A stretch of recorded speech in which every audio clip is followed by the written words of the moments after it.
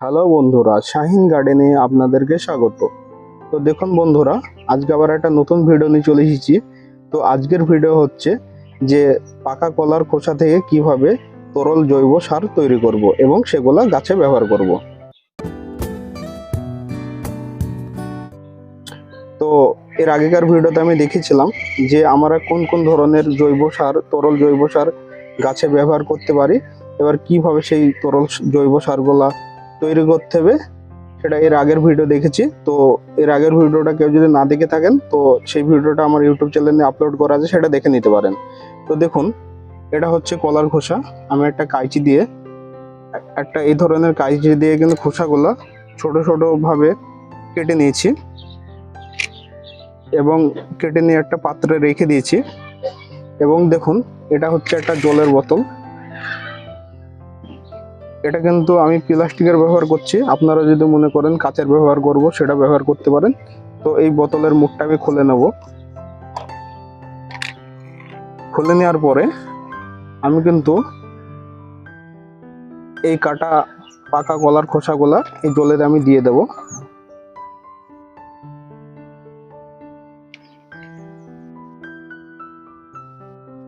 তো দেখুন, সম্পূর্ণ জলের ভিতরে কিন্তু খোসাগুলা দিয়ে দেব।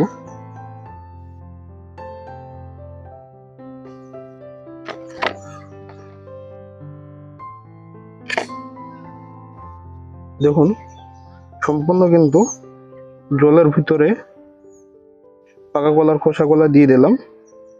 এবার কিন্তু মুকুটিটা মেরে দেব। তো এইভাবে কিন্তু এই বোতলের ভিতরে জল এবং জলের ভিতরে যে কলার পাকা খোসাগুলো রাখলাম, 2 দিন মতো রেখে দেবো। তার কারণ হচ্ছে এক একটা সারের এক এক রকম কিন্তু এর কি বলুন তো, অনেকটা পচনশীল ক্ষমতা থাকে, মানে যে লিকুইডটা বের হবে আর কি, যে তরল সারটা। তো সেই অনুপাতে এক একটা সার কিন্তু এক এক মানে সময় অনুপাতে রেখে দিতে হবে। তো এটা আমি 2 দিন রাখবো। তো চলুন 2 দিন রেখে দিই, 2 দিন পরে এটা কি পর্যায়ে আসলো সেটা আপনাদেরকে দেখাবো। তো বন্ধুরা, আমি 2 দিন পরে কিন্তু আবার চলে আসলাম। তো দেখুন, সম্পূর্ণ তরল জৈব সারটা কিন্তু কলার খোসার যে রস তার সাথে মিশে অনেকটা লালচে রং ধারণ করেছে। তো এই যে কলার খোসা, এই কলার খোসাতে আমরা কি কি পাবো? এই কলার খোসাতে আমরা কিন্তু পাবো প্রচুর পরিমাণ পটাশ।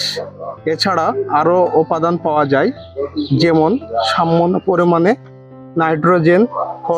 নাইট্রোজেন বা ফসফরাস, তার সঙ্গে ক্যালসিয়াম, আয়রন, ম্যাগনেসিয়াম, জিঙ্ক ইত্যাদি কিন্তু উপাদান পাওয়া যায়। আমরা মূলত কলার খোসা ব্যবহার করি পটাশের ঘাটতির জন্য কিন্তু ব্যবহার করে থাকি। তো এটা কিভাবে ব্যবহার করব এবং কতটুকুন কি গাছে ব্যবহার করব তো সেটা আমরা দেখে নিই। তো দেখুন, আমি সম্পূর্ণই কিন্তু এটা কিন্তু একটা পাত্রে ঢেলে নিচ্ছি। এটা মূলত 2 রকম ভাবে ব্যবহার করতে পারেন। একটা হচ্ছে এইখানে যে কলার খোসাগুলা দেখতে পাচ্ছেন, এগুলা কিন্তু এরপরে কিন্তু রোদে শুকিয়ে দিয়ে গুঁড়ো করে গাছেতে দিতে পারেন এবং এর তরলটা কিন্তু গাছেতে দিতে পারেন। তো এই তরল জৈব সারের সঙ্গে সামান্য পরিমাণ আমি জল মিশিয়ে নেব। কেমন, যতটা আপনি তরল জৈব সার নেবেন তার অর্ধেক জল নেবেন, দিয়ে গাছেতে সামান্যভাবে দিয়ে দেবেন। তো এই যে তরল জৈব সার আমরা গাছে দিচ্ছি, এতে গাছের কি কি উপকার হবে? আপনার গাছেতে দেওয়ার ফলে গাছের বৃদ্ধিতে সাহায্য করে, গাছের কাণ্ডকে ভালো রাখতে, শক্ত রাখতে সাহায্য করে, গাছের শেকড়ের বৃদ্ধিতে সাহায্য করে। তাছাড়াও গাছের জলের অভাব এবং পুষ্টির বিতরণ সঠিকভাবে বৃদ্ধি করতে সাহায্য করে। তো এইসব কিন্তু গাছের পক্ষে কিন্তু এ সহায়তা করে। তো এটা খুবই একটা ভালো কিন্তু জৈব তরল সার, সেটা কিন্তু আপনারা সবাই ব্যবহার করুন, মাসে অন্তত একবার ব্যবহার করবেন, তাতে গাছের আকার বৃদ্ধি এবং গাছ খুব সুন্দরভাবে বাড়তে পারবে। তো এই ছিল আজকের ভিডিও। যদি ভিডিওটা ভালো লাগে অবশ্যই আমার এই চ্যানেলটিকে সাবস্ক্রাইব করবেন, লাইক কমেন্ট এবং শেয়ার করবেন এবং পাশে থাকা বেল আইকনটা ওকে করবেন। সবাই ভালো থাকবেন, সুস্থ থাকবেন।